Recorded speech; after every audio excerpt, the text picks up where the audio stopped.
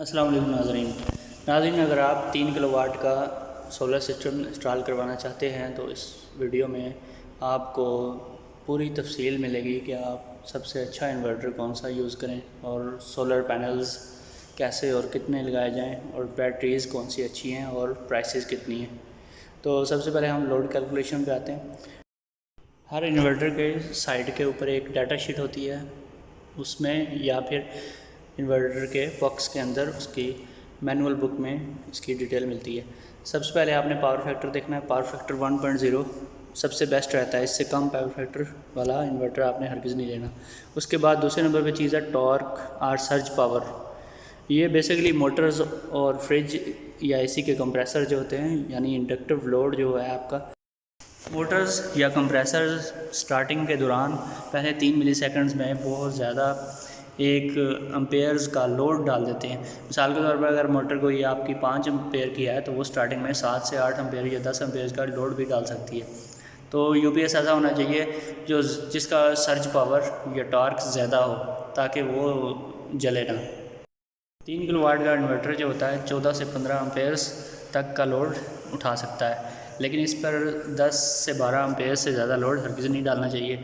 और इसका फार्मूला जो है एम्पेयर्स निकालने का, वो वाट को डिवाइड करेंगे 220 वोल्ट से, तो हमें किसी भी चीज़ के एम्पेयर्स फाइंड आउट हो सकते हैं। जो सीलिंग फ़ैन है यहाँ पे इस फार्मूले के मुताबिक तकरीबन 0.4 to 0.5 यानी कि हाफ ऑफ एम्पेयर लेता है। और पेडिस्टल फ़ैन जो है वो जो है आमतौर पर 1 एम्पेयर या इससे ऊपर नीचे थोड़े बहुत लेता है। और दूसरा जो है एसी पे चलने वाला एयर कूलर है, वो आपका 1 से 1.5 एम्पेयर तक मुख्तलिफ साइज़ हैं उसमें ले सकता है। और डीसी पंप जो है वो आपका सीलिंग फ़ैन के बराबर ही यानी कि हाफ एम्पेयर ही लेगा। वॉशिंग मशीन जो है इसी तरह 1 एम्पेयर लेगी। इसी तरह आप आयरन को देख लें तो 4.5 एम्पेयर के करीब करंट ड्रा करती है। नाज़रीन, आपको लोड बताने का मकसद ये है कि आप अपने घर का टोटल लोड ख़ुद ही कैलकुलेट कर लें और उसके मुताबिक अपने इन्वर्टर के ऊपर लोड डालें। जो वाटर पंप होता है वो 3 से 5 एम्पेयर, इसमें मुख्तलिफ साइज़ होते हैं, बहुत ही ज़्यादा वैरायटी है। और डीसी पंप जो है जो कंप्यूटर सप्लाई के ऊपर आमतौर पर रन किया जाता है वो 1 एम्पेयर लेता है। किचन में जो चिमनी है जिसे हुड भी कहते हैं वो 1 एम्पेयर की होती है। एसी 220 वोल्ट के ऊपर जितने भी एम्पेयर्स मैं आपको बता रहा हूँ। ओवन जो है वो 5 से 10 एम्पेयर, इसमें पर लीटर के हिसाब से इसके एम्पेयर चेंज होते हैं। जितना बड़ा होगा वो उतने ज़्यादा एम्पेयर लेगा। मैक्सिमम साइज़ है जो आमतौर पर बेकरियों में यूज़ होता है वो 10 एम्पेयर लेता है। जो घर में यूज़ होने वाला है 5 से 6-7 एम्पेयर्स का ओवन होता है। दोस्तों, फ्रिज जो है 1 से लेकर 2.5 एम्पेयर तक लोड डालती है। इसमें डीसी इन्वर्टर फ्रिज भी होती है जो 1 एम्पेयर से कम लोड लेती है। और एयर कंडीशनर की बात करें तो 1 टन का जो एसी है वो 5.5 से 6 एम्पेयर तक लोड डालता है। एयर कंडीशनर एक ऐसी चीज़ है जिसका लोड वेरिएबल होता है। ये डिपेंड करता है थर्मोस्टेट फंक्शन पे और गैस प्रेशर पे। थर्मोस्टेट क्या है, स्टार्टिंग में इसका लोड अगर 5.5 एम्पेयर है तो वो 5.5 एम्पेयर ही जाता है जब तक कूलिंग कंप्लीट नहीं होती। जैसे ही कूलिंग कंप्लीट होती है तो इसका लोड कम हो के 3 से 4 एम्पेयर पे आ जाता है। तो इसमें डीसी इन्वर्टर जो है हमेशा वही यूज़ करना चाहिए यूपीएस के साथ। और गैस प्रेशर अगर कम या ज़्यादा हो फिर भी एम्पेयर्स कम ज़्यादा हो जाते हैं और कूलिंग भी कम ज़्यादा हो जाती है। और गैस की क्वालिटी भी डिपेंड करती है। गैस की क्वालिटी अगर सही नहीं है तो फिर भी एम्पेयर ज़्यादा होंगे और कूलिंग कम होगी। और इसका स्टार्टिंग टॉर्क जो होता है वो डीसी इन्वर्टर का स्टार्टिंग टॉर्क उसके एक्चुअल जो हैं एम्पेयर्स उसके इक्वली होता है, वो ज़्यादा नहीं होता। अगर आप सादा एसी यूज़ कर रहे हैं, पुराने ज़माने में जो होते थे, तो वो अगर 5 एम्पेयर का एसी है तो वो 6-7 एम्पेयर का शुरू में एक झटका देता है जिससे आपका यूपीएस जलने का बहुत ज़्यादा ख़दशा होता है। तो अगर आप 2-2.5 साल पहले आपने एसी लिया था तो वो भी डीसी इन्वर्टर ही था, लेकिन आपका वो एसी ज़्यादा लोड डालेगा बनिस्बत जो आजकल लेटेस्ट एसी आ रहे हैं 2022 में, तो वो बहुत ही अच्छे हैं। वो फुल डीसी इन्वर्टर एसी हैं। तो इसमें अगर आप 1.5 टन का एसी देखें वो 7 एम्पेयर से 10 एम्पेयर तक का लोड डालता है। 1.5 टन का जो पहले 2-3 साल पहले जो अवेलेबल था मार्केट में वो 10 एम्पेयर का लोड डालता था। अब जो आ रहे हैं वो 7 एम्पेयर के लोड में आ रहे हैं। और ग्लास रॉड हीटर्स जो होते हैं, शीशे का रॉड होता है जिनका, वो 800 से 1000 वाट तक लोड होता है इसका। और फ़ैन के साथ हीटर आ रहे हैं, छोटे भी आ रहे हैं, बड़े भी आ रहे हैं, और एक टेबल के ऊपर रखने वाले भी होते हैं। बहुत ज़्यादा लोड डालते हैं, वो हर किसी यूज़ ना करें।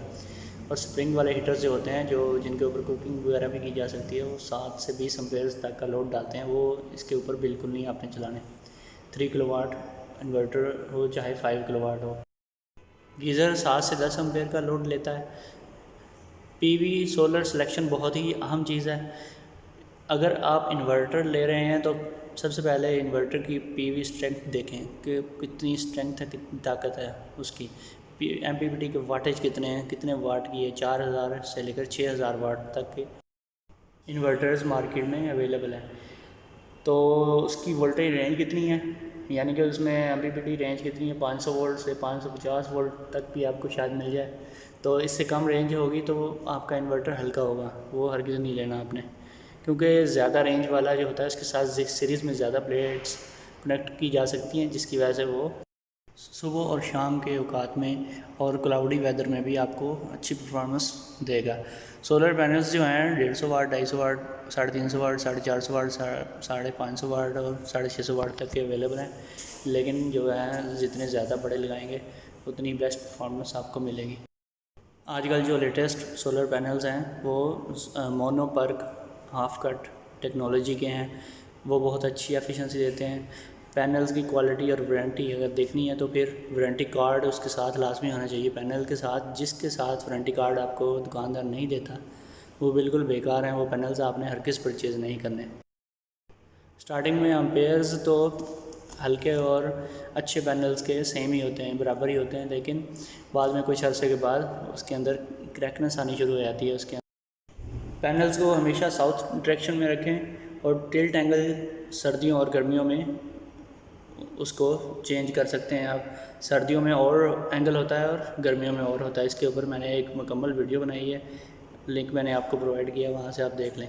हाइब्रिड इन्वर्टर जो होता है वही लें, वो बैटरी के बगैर भी काम करता है और बैटरी के साथ भी काम करता है, दोनों सूरतों में काम कर सकता है और वापडा के बगैर भी कर सकता है। लेकिन इसकी कॉस्ट सर्विस ज़्यादा होती है और अच्छे इन्वर्टर की खूबी यही होती है कि वो हाइब्रिड होता है। दूसरी टाइप है of grid inverter. Of grid inverter जो होता है उसके साथ बैटरी लाजमी यूज़ करनी पड़ती है, यानी जो घरों में आम लोकल यूपीएस यूज़ होते थे पहले, वो ऑफ ग्रिड इन्वर्टर ही होते थे। इसके बाद है on grid inverter. On grid inverter जो होता है बेसिकली वो जो है नेट मीटरिंग के लिए यूज़ कर सकते हैं ज़्यादातर। वैसे तो हाइब्रिड इन्वर्टर भी यूज़ होता है नेट मीटरिंग के लिए, लेकिन ऑन ग्रिड बैटरी के बगैर यूज़ होता है और वो बैटरी के साथ वर्किंग नहीं करता, यानी कि जब लोड शेडिंग होती है तो आपका सारा सिस्टम ऑफ हो जाता है और आप कुछ भी नहीं चला सकते। ब्लूटूथ और वाईफाई का किसी इन्वर्टर में होना या ना होना, इससे उसकी क्वालिटी पे कोई असर नहीं होता। ये एक एक्स्ट्रा फैसिलिटी है। बैटरी बैकअप जितना बड़ा बैटरी बैंक होगा उसके AH उतने ज़्यादा होंगे, यानी एम्पेयर आवर्स, और इतना ही ज़्यादा आपको वो बैटरी बैकअप प्रोवाइड कर सकती है। किसी भी सोलर सिस्टम का सबसे बड़ा मसला जो है वो बैकअप और बैटरी लाइफ है। बैटरी लाइफ जो है वो डिपेंड करती है बैटरी के डीप साइकिल्स पे। जितने ज़्यादा डीप साइकिल्स होंगे उतना ही ज़्यादा बैटरी लाइफ होगी। सोलर बैटरी जो है वो सबसे ज़्यादा उसके डीप साइकिल्स होते हैं और उसके बैटरी लाइफ भी सबसे ज़्यादा होती है।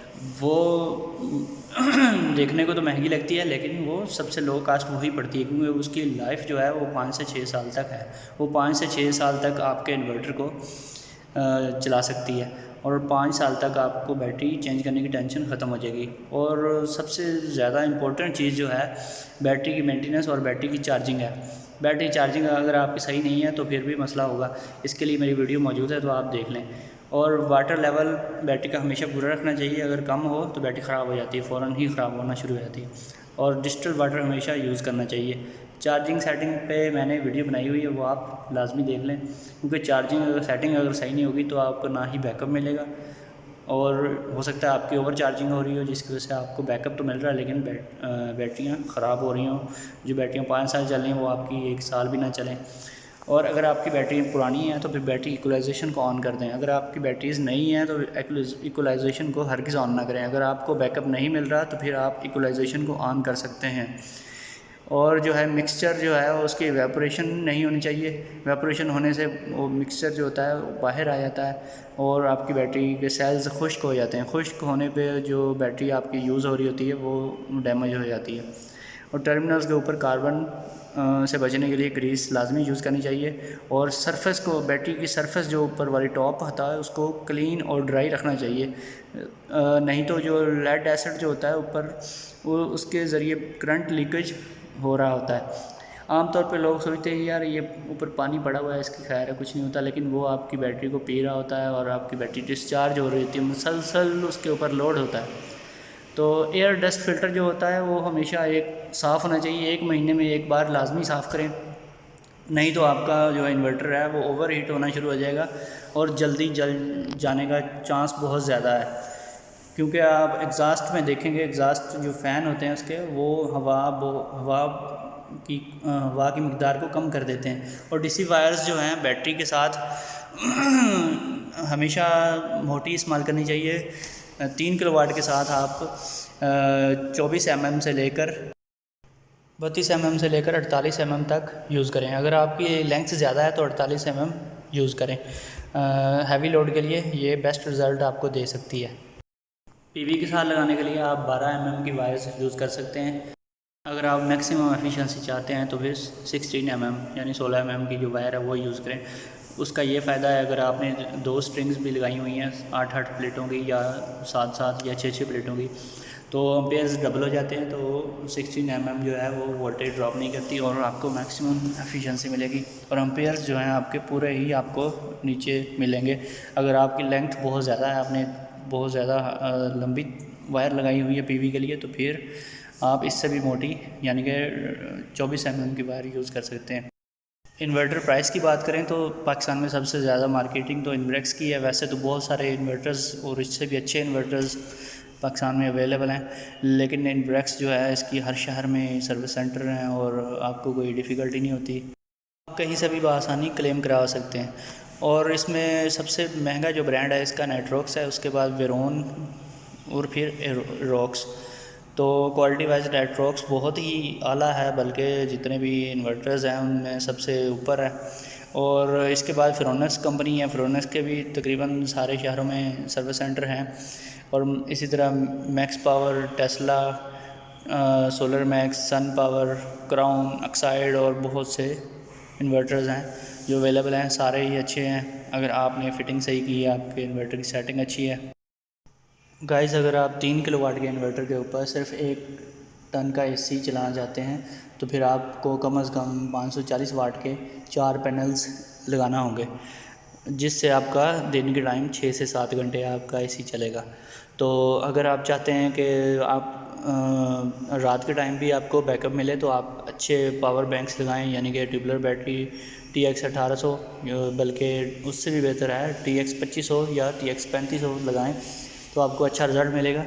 तो उसके लिए अगर 4 पैनल लगाएंगे तो सिर्फ दिन के टाइम आप एसी चला सकेंगे, लेकिन बैटरीज चार्ज नहीं होंगी। बैटरीज़ की चार्जिंग के लिए आपको 8 पैनल्स डालना होंगे।